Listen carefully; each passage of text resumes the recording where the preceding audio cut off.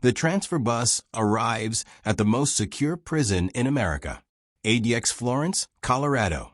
Known as the Alcatraz of the Rockies, this Supermax facility houses the most dangerous criminals in the United States: terrorists, cartel leaders, serial killers, and traitors. Once you're transferred here, you spend 23 hours a day in solitary confinement. No human contact, no communication, just you and a concrete cell for the rest of your life. This is the story of what happens when an inmate is transferred to America's most brutal prison, where isolation isn't punishment, it's the entire sentence. What you're about to see will change how you think about solitary confinement forever. Before we enter the most isolated prison in America, hit that subscribe button. We cover the darkest prison stories and true crime that most people never hear about. Now let's see what life is really like at ADX Florence. His name is Marcus Williams, prisoner number 45829-019. Federal inmate convicted of multiple murders during his time as an enforcer for a major drug cartel. He's being transferred from USP Atlanta after killing 2 inmates and seriously injuring a guard. Williams has proven too violent for regular maximum security. There's only one place left for inmates like him: ADX Florence. The convoy consists of 3 armored vehicles, 6 armed U.S. Marshals, and air support from a helicopter. Williams is in full restraints. Handcuffs attached to a waist chain, leg irons, and a black box device preventing any hand movement. The drive from Denver takes 3 hours through the Rocky Mountains. Williams stares out the window at the Colorado landscape, the last natural scenery he'll see for years, maybe decades. At ADX Florence, there are no windows, no views, no connection to the outside world. Just concrete, steel, and silence. ADX Florence sits in the remote Colorado desert, surrounded by mountains and nothing else for miles. The Federal Bureau of Prisons built it in 1994 specifically to house inmates who cannot function in any other facility. This is where America sends its worst: El Chapo Guzman, the Unabomber Ted Kaczynski before his death, Boston Marathon bomber Jakar Tsarnaev, Oklahoma City bomber Terry Nichols, 9/11 conspirator Zacarias Moussaoui, and dozens of gang leaders who still ran their organizations from regular prisons. ADX Florence has never had an escape, never had a murder, never had a hostage situation. Why? Because inmates are locked in their cells 23 hours a day, with virtually no human contact. The prison holds about 400 inmates in total. Every cell is designed for absolute isolation. Communication is impossible. Control is total. As Williams's convoy pulls through the razor wire fences and multiple security checkpoints, he's entering a facility where he'll likely spend the rest of his life never touching another human being. The processing at ADX Florence is unlike any other prison. Williams is taken to a special intake area where everything is recorded on multiple cameras. He's strip-searched by guards who never speak to him directly, only issuing commands. Every cavity is checked. X-rays are taken to ensure he hasn't swallowed anything. His fingerprints and retinal scans are added to the biometric database. He's given his ADX Florence inmate number and a set of khaki prison uniforms. No personal items are allowed. No photographs, no letters from home, nothing from his previous prison. At ADX Florence, you start with nothing and earn every single privilege through years of perfect behavior. Williams is classified as a Range 13 inmate, the highest security level. This means total isolation, no recreation with other inmates, no programs, no jobs. Just his cell and silence.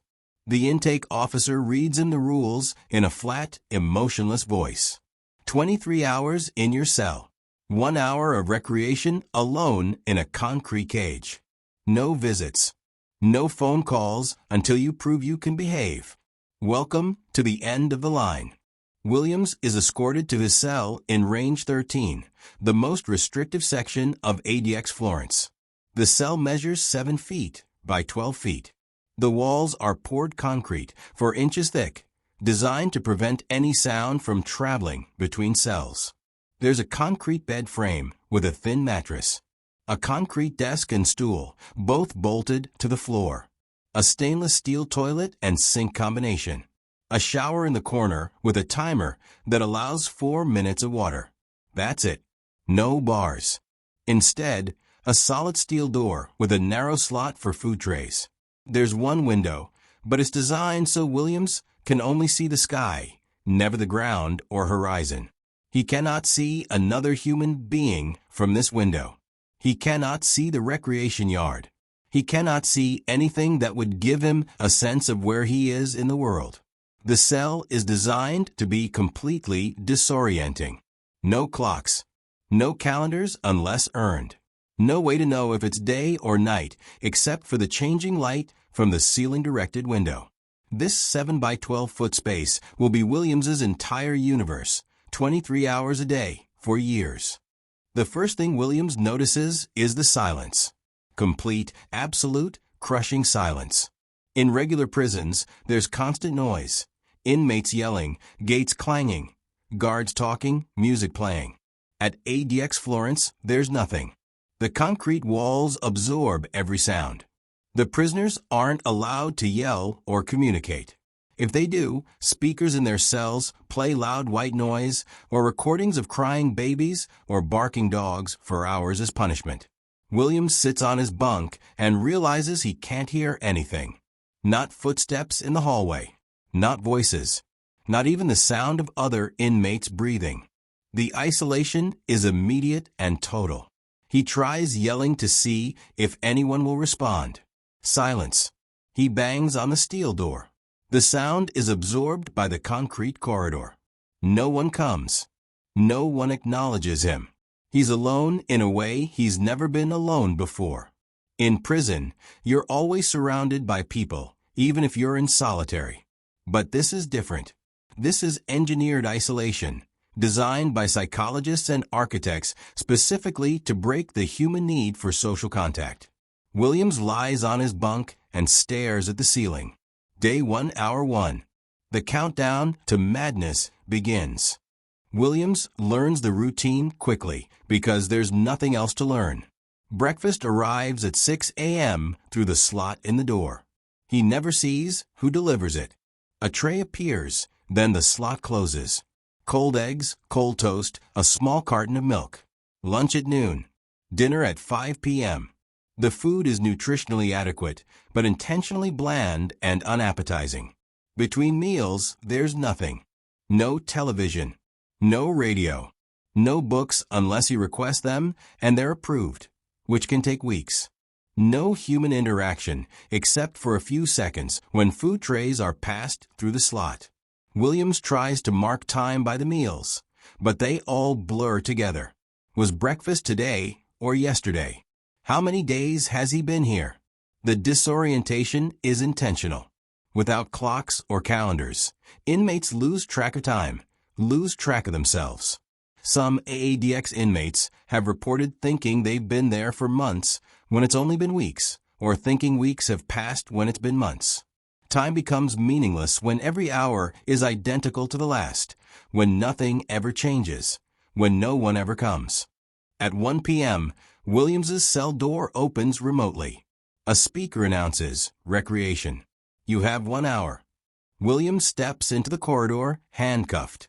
Guards he cannot see watch him through cameras as he's led to the recreation area.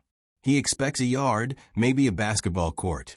Instead, he finds a concrete cage, 20 feet by 30 feet, surrounded by concrete walls 20 feet high. At the top is a metal grate instead of sky, so even if he could somehow climb the smooth concrete walls, he'd hit bars. There's no exercise equipment, no ball, no benches, just concrete and a small patch of sky visible through the grate. Williams is alone. Recreation at ADX Florence doesn't mean recreation with other inmates. It means standing in a slightly larger concrete box by yourself for 1 hour. He walks in circles. He does push-ups. He screams just to hear a sound, his own voice echoing off the concrete. The hour passes slowly. Then the speaker announces, "Recreation over. Return to your cell." Williams is escorted back. The door closes. 23 more hours in the 7 by 12 foot space. That was his 1 hour of freedom for the day. This is the reality of America's most isolated prison. If you want to see more extreme prison conditions, hit that like button and drop a comment. Should solitary confinement like this be legal? Let's continue with what happens to Williams after weeks in this isolation. Week 2. Williams is starting to change.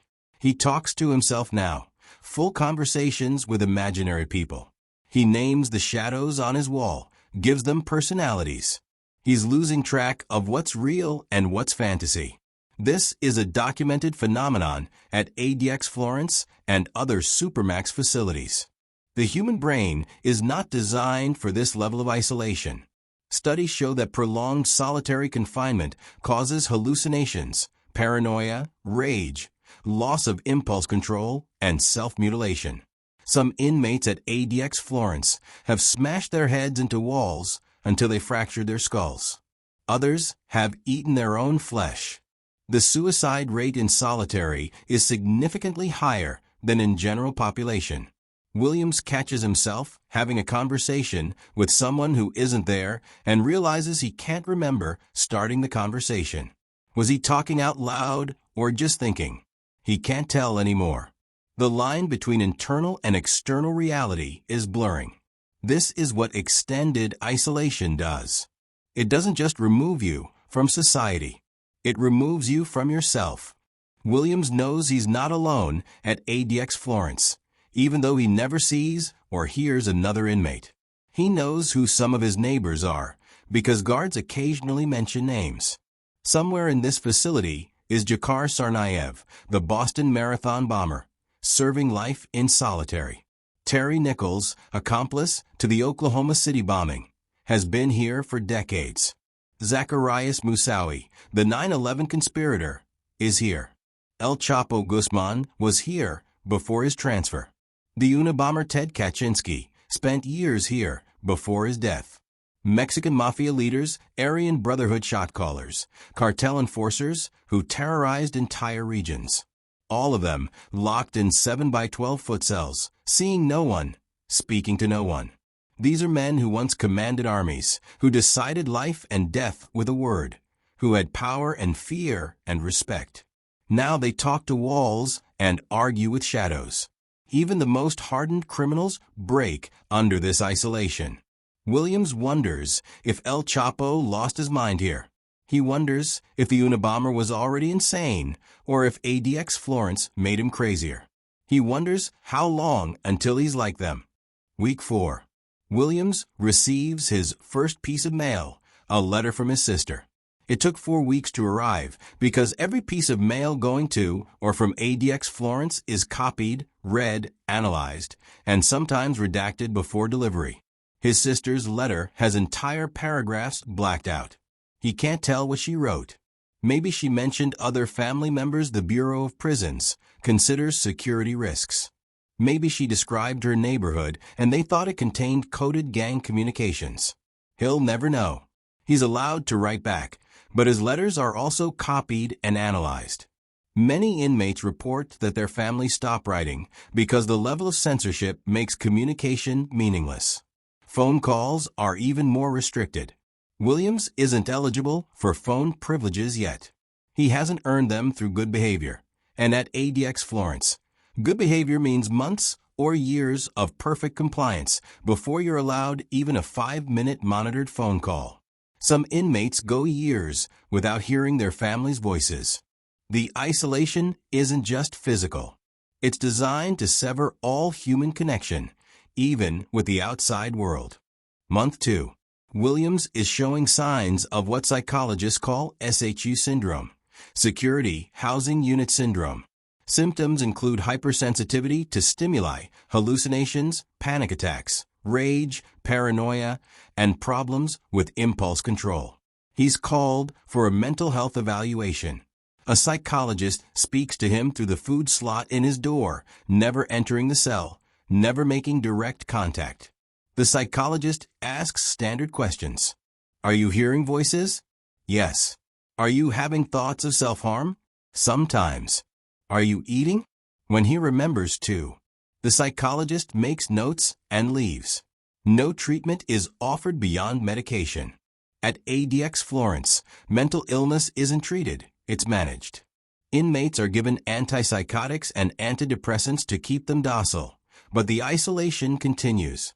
The thing causing the psychological damage, the solitary confinement itself, is never addressed. It's like diagnosing someone with smoke inhalation while leaving them in a burning building. Williams is prescribed Risperdal and Prozac. The medication dulls his mind, but doesn't stop the hallucinations. Nothing stops the hallucinations except human contact, and that's the one thing ADX Florence will never give him. Month 6. Williams is told about the step-down program. If he maintains perfect behavior for extended periods, he can gradually earn small privileges and eventually transfer to a less restrictive facility. The first level of step-down takes a minimum of 2 years of perfect compliance. No infractions. No talking back. No refusing orders. 2 years of being a model prisoner in isolation, and he might earn the privilege of recreation twice a week instead of once a day. The second level takes another 2 years and might allow limited phone calls.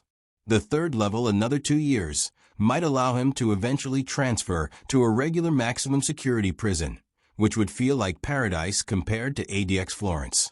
6 years minimum if he's perfect. But most inmates aren't perfect.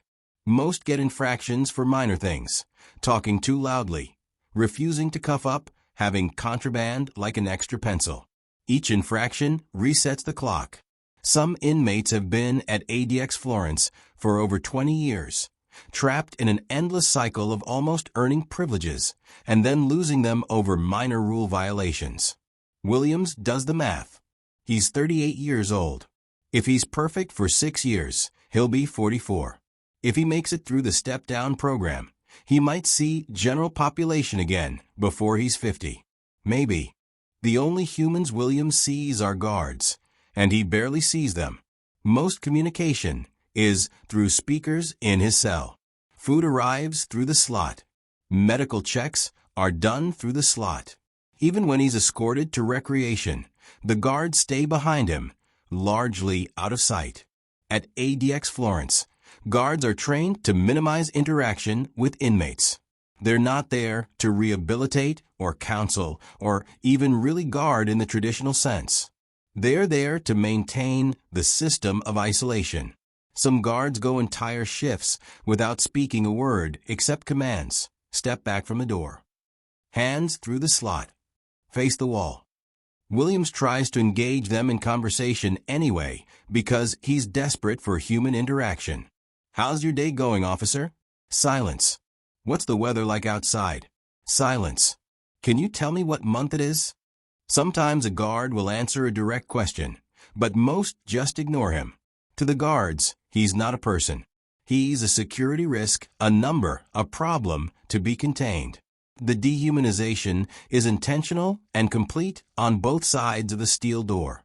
Month 9. Williams has his first major psychological break. He's been holding conversations with his cellmate, a man he calls Marcus. They talk for hours about their lives, their crimes, their families. The problem is there is no Marcus. Williams is in solitary. He's been alone for 9 months. But the hallucination is so vivid, so real, that Williams cannot distinguish between the imaginary friend and reality. He argues with Marcus, laughs with Marcus, shares his food with Marcus by placing half his meal on the floor for his cellmate to eat. Guards watching through the cameras see Williams talking to empty air, gesturing at nothing, setting food on the floor. They note it in his file, but do nothing. This is considered normal behavior for long-term solitary inmates. Williams's grip on reality is dissolving, and the system considers this an acceptable outcome of the isolation. Some nights Williams wakes up and Marcus is gone, and he remembers that Marcus was never real. The grief of losing his only friend is crushing. even though he knows the friend was a hallucination. Then the next day, Marcus is back, and Williams forgets that he's alone. Williams thinks about USP Atlanta, where he was before. Maximum security, violent, dangerous. But there were people. You could talk to your cellmate. You could play cards in the rec yard. You could work in the kitchen or the laundry and interact with other inmates and staff. You were human, even if you were treated badly. At ADX Florence, you're not human. You're an object to be stored. The Bureau of Prisons calls ADX Florence the clean version of hell. It's clean because there's no violence, no gangs, no chaos. But it's hell because the isolation is torture in its purest form. Studies comparing ADX Florence to other maximum security prisons show that inmates at ADX have significantly higher rates of mental illness, self-harm, and suicide. The United Nations considers prolonged solitary confinement torture and recommends a maximum of 15 days. Williams has been in solitary for 9 months. Some inmates at ADX Florence have been in solitary for over 20 years. The longest-serving inmates talk about losing entire decades to the concrete box, emerging into the world as shells of who they once were. Month 12. 1 year in isolation. Williams has finally earned the privilege of a family video visit. His sister has traveled to an approved visitation facility in her city. Williams is taken to a small room with a computer screen and a camera. No glass partition, no physical proximity. Just a screen. His sister appears on the monitor. She's aged visibly in the year since he's seen her. She cries throughout the 15-minute visit. Williams wants to comfort her, but he's forgotten how to interact with people. His social skills have atrophied after a year of no human contact. He stumbles over words. He can't maintain eye contact even with a screen. He finds himself overwhelmed by her emotions because he's been alone with his own for so long that he can't process someone else's. The visit ends. His sister tells him she loves him. Williams goes back to his cell and realizes he can't remember what she said after "I love you." The visit was supposed to be a privilege, a reward for good behavior. Instead, it's just another reminder of everything isolation has taken from him. Williams knows some inmates at ADX Florence will never leave.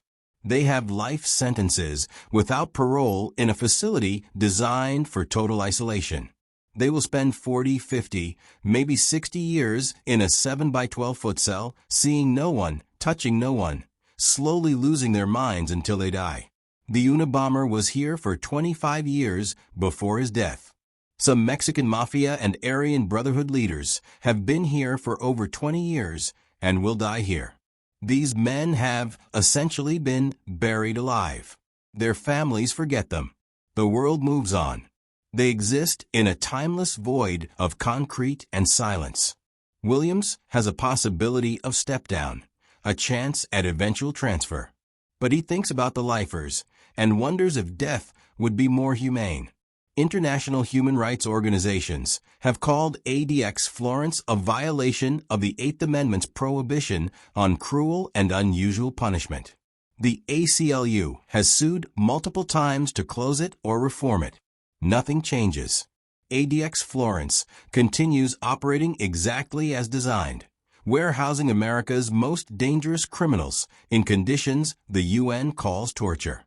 Month 18. Williams has been perfect for 6 months straight. No infractions. No rule violations. He's moved to step down level 1. His privileges expand slightly. Recreation twice a week instead of daily. The logic is backwards, a punishment disguised as a reward, but he's grateful anyway for the change in routine. He's allowed 1 approved book per month from a limited list. He chooses a Stephen King novel because at least it's escapism. He reads it 17 times in 30 days until he has entire passages memorized. The book becomes his entire world. He's also allowed a small radio with only approved stations, news and classical music. No talk radio, no call-in shows, nothing that might contain coded messages. Hearing human voices on the radio, even news anchors, feels like a gift after months of silence. He sits with his ear to the radio speaker and listens to NPR for hours, not caring about the news, just desperate to hear people talking. These tiny privileges feel monumental after 18 months of absolute deprivation. This is how ADX Florence breaks you. They take away everything, then give you crumbs and make you grateful. Williams has been at ADX Florence for 2 years. He's lost weight, lost his social skills, lost pieces of his sanity. He's a different person than the one who arrived, and not in a rehabilitated way. He's more broken, more damaged, more likely to be violent when he eventually returns to human contact, because he's forgotten how to interact with people. This is the paradox of ADX Florence. It's designed to control the most dangerous inmates by isolating them completely. But isolation makes people more dangerous, not less. Recidivism studies show that inmates released from long-term solitary are more likely to commit crimes and return to prison than those from general population. The isolation doesn't rehabilitate. It doesn't reform. It just breaks. Over 400 men live in these conditions right now at ADX Florence. Some are terrorists and serial killers who arguably deserve extreme security. But others are gang members or inmates who committed violence in other prisons and got transferred here. The system makes no distinction. Everyone gets the same treatment. 23 hours a day in a concrete box, no human contact, no hope of change. William stares at his ceiling, the same ceiling he stared at for 2 years, and wonders how many more years he can survive this. He's not serving time anymore. He's enduring existence, one silent hour at a time, in America's cruelest prison. That's the brutal reality of ADX Florence Supermax, where 23 hours of daily solitary confinement is the standard. This facility houses some of America's most dangerous criminals, but the conditions raise serious questions about human rights and cruel punishment. If this story impacted you, subscribe for more prison documentaries. Drop a comment. Should Supermax solitary confinement be legal? Is this torture or necessary security? Check out our Death Row series and other extreme prison conditions. Thanks for watching.